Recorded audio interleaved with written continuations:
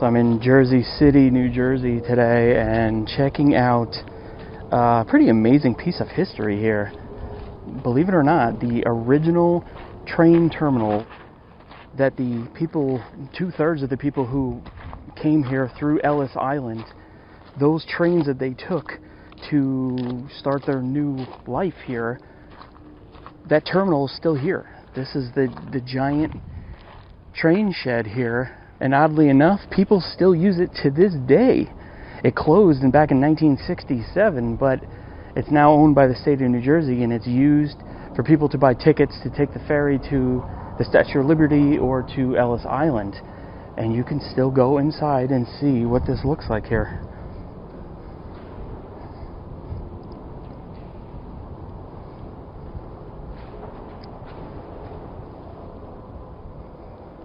And this is it, the original train terminal from before even the turn of the century, around 1889, 1890.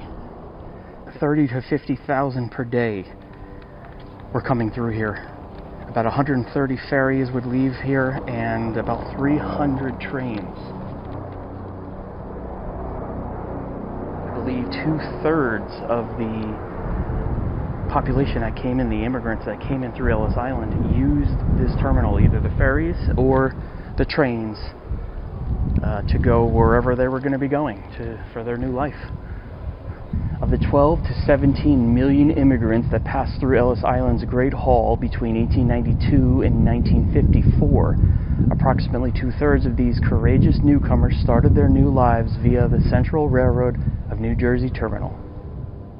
During its peak period of operation in 1929, more than 65,000 people a day passed through this terminal, riding on more than 350 trains that required over 850 train movements each day.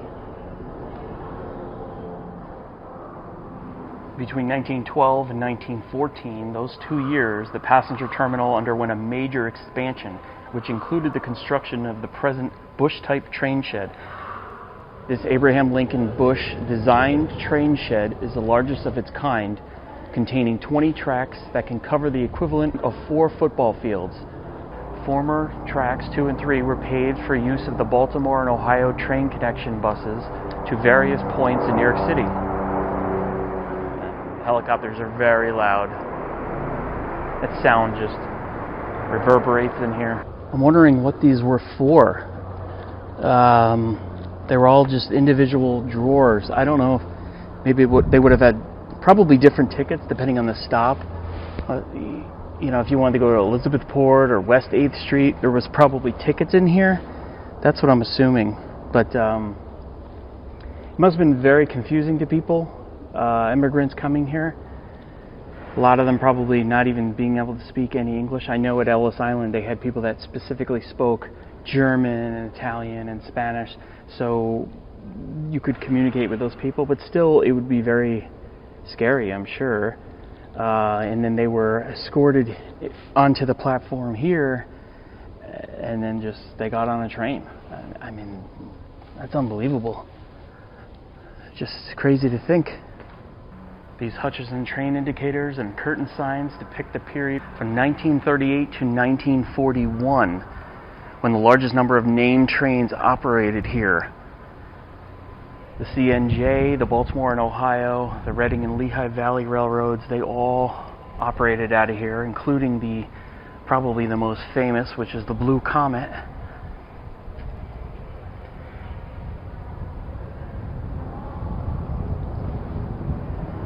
But as time went on and cars became more and more common, and obviously the closing of Ellis Island, there just wasn't a need for such a large train terminal.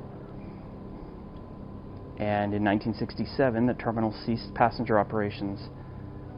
And it's been sitting here ever since.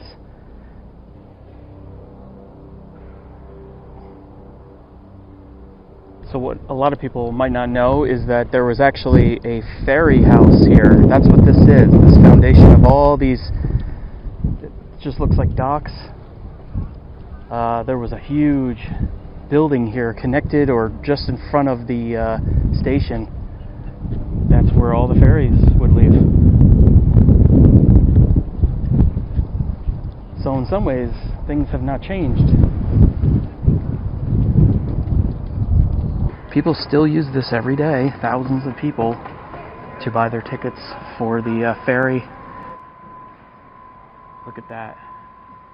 Original wood up there and original steel trusses. So this terminal was completed in June of 1889, and for almost 80 years it served as the main passenger terminal for the Central Railroad Company of New Jersey.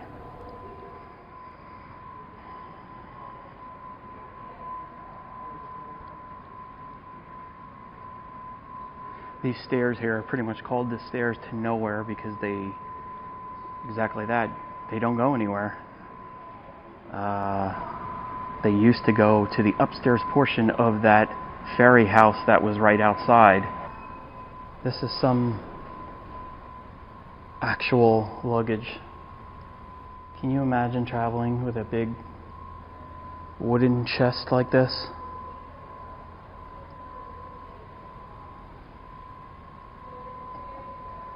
We've come a long way, that's for sure.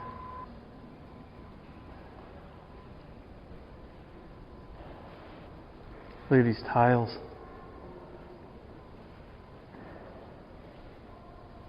Rounded tiles.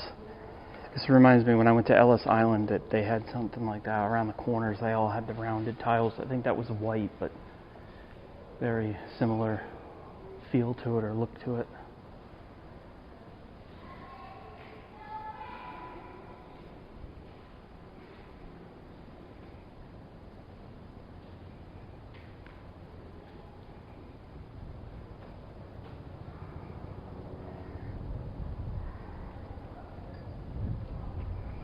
It's very early in the season now, so there's really not a lot of people around, but in the summertime there are thousands of people walking around just to enjoy the park or to take a ferry to the Statue of Liberty or to Ellis Island.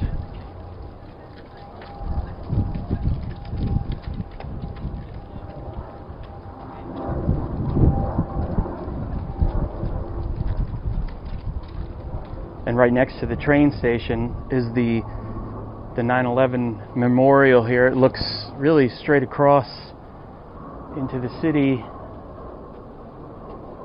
over at the Freedom Tower.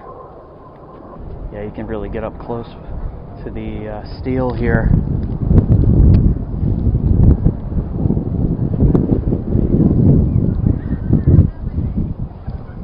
Amazing.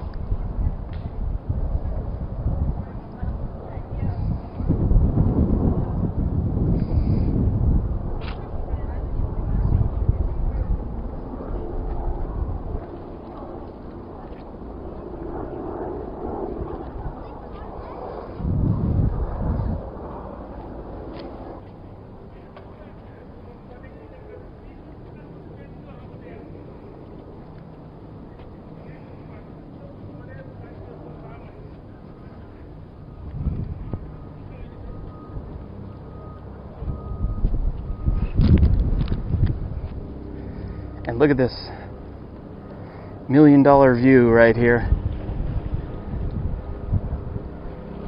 Imagine standing here on 9/11.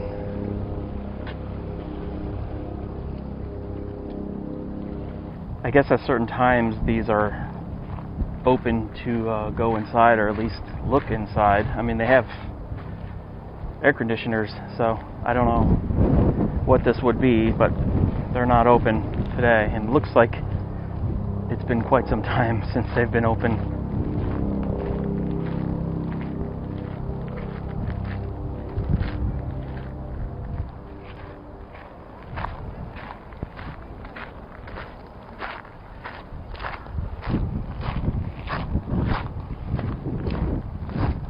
This is what I was talking about before.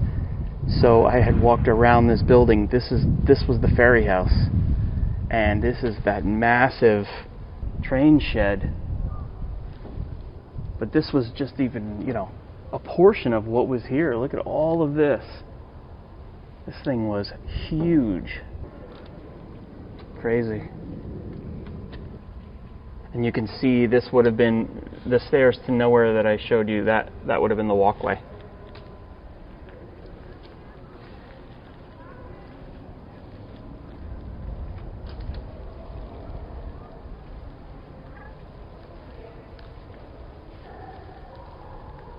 So to help get your bearings, that's Ellis Island directly in front of you, and then you could just see the top of the Statue of Liberty over, if you look in the middle, over the roof of Ellis Island.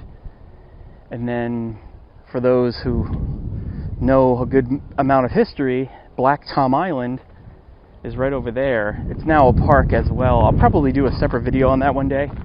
But Black Tom Island is really the reason why you cannot go into up into the arm of the Statue of Liberty. Basically, some terrorists got in, they bombed this munitions factory or this plant in on Black Tom Island, and actually some shrapnel flew across and hit the Statue of Liberty, and they closed it and they just never opened it again. Plus, it's very, very small, and people reported that it would shake climbing up in there, way back in the day. So they never did anything with that. So what's crazy about it, if you think about it, is this terminal affected so many of our lives, because as our ancestors came through, they chose which train to go on or where to go in this country, and this terminal took them to start their lives, and then generations later we were born. It's just crazy to think. Such amazing history. But I'll be back. Like I said, I'm going to do some other things this year in this area for sure, but I definitely wanted to check this out and show you. Hope you found it interesting. See you in the next video.